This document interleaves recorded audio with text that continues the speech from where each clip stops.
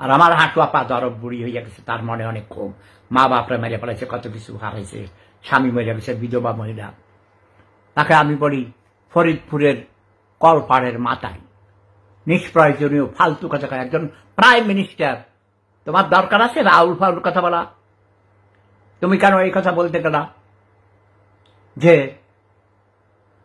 মুক্তিযোদ্ধার নাতিপুতিদেরকে দিব না কোটা, চাকরি না দিয়ে কি রাজাকারের নাতিপুতিদেরকে দিব? তোমার বাবার রাজনৈতিক দূরদর্শিতা ছিল না, মোটা বুদ্ধি ছিল। 32 বছর আগে এই ভিয়েনাতে তুমি আমার সাথে ওয়াদা করেছ, তোমাকে আমি ভুলের মাসুল বইয়ের প্রিন্টিং কপি দিয়ে দিয়েছিলাম না হাঁটুয়াপা? সুইজারল্যান্ড থেকে যে ম্যাগাজিনে উঠেছিল সেটা কপি তোমাকে পড়ে শুনেছি। 10টা ভুল, তোমার পিতার, জাতির পিতার 10টা ভুল, ভুলের মাসুল বইতে আমি লিখেছিলাম। তোমাকে বলেছি তুমি কি তোমার বাবার ভুল থেকে শিক্ষা নিয়েছ? তুমি কোনো শিক্ষা নাওনি।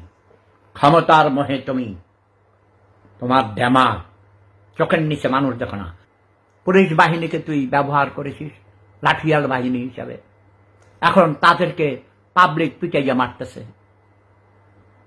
হ্যাঁ, হারুনকে আমি জিজ্ঞেস করছি, হারুন বলল যে, আমি বলি কি ব্যাপারে এই 6 জনকে নিয়ে গেছো কেন? আবার খাওয়াও, এদেরকে জোর করে এই বিবৃতি দেয়াইছো কেন? কয় দাদা, যারা আমাকে হুকুম দিয়েছে তাদেরকে জিজ্ঞেস করেন আপনি। আমরা নিচের ক্লাসের মিড লেভেল অফিসার, মানে বিগ বসদের হুকুম তামিল না করলে, না শুনলে তো আমাদের চাকরি থাকবে না। আমি না, তুমি নিজে ইচ্ছা থেকে কিছু কিছু করেছো। এখন হারুন কোথায় পালাইয়াছে? হাঁটুয়াপা, তোমার বিচার চাই।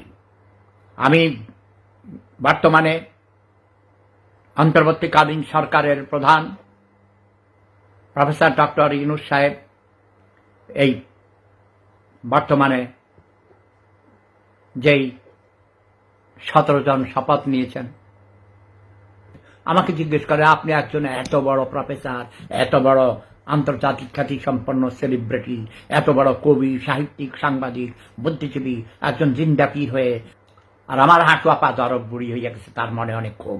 মা বাপরা মেরে ফেলেছে, কত কিছু হারাইছে, স্বামী মরে গেছে, বিধবা মহিলা। তাকে আমি বলি ফরিদপুরের কলপাড়ের মাতাই, নিষ্প্রয়োজনীয় ফালতু কথা। একজন প্রাইম মিনিস্টার, তোমার দরকার আছে রাউল ফাউল কথা বলা? তুমি কেন এই কথা বলতে গেলা যে মুক্তিযোদ্ধার নাতিপুতিদেরকে দিব না কোটা, চাকরি না দিয়ে কি রাজাকারের নাতিপুতিদেরকে দিব?